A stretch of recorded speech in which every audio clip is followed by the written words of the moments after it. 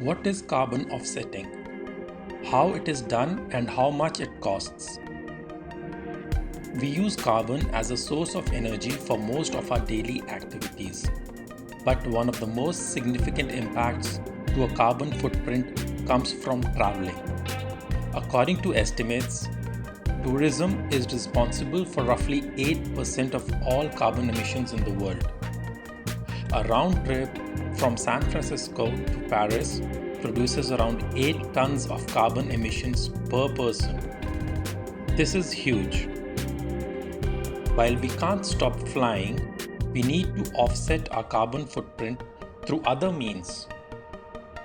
One of the best ways to offset your carbon footprint is through purchasing carbon offset credits, equivalent to the amount of emissions you're responsible for. There are many organizations around the world working as carbon offset providers that will invest your credits in certified carbon reduction projects. So how do these organizations utilize your money? Well, there are two main ways how these companies work. First is through investing in forestry projects. These projects conserve and restore ecosystems, which play a vital role in carbon absorption, the natural way. Second method is to invest in energy projects like wind farms that help produce clean energy, thereby reducing fossil fuel use.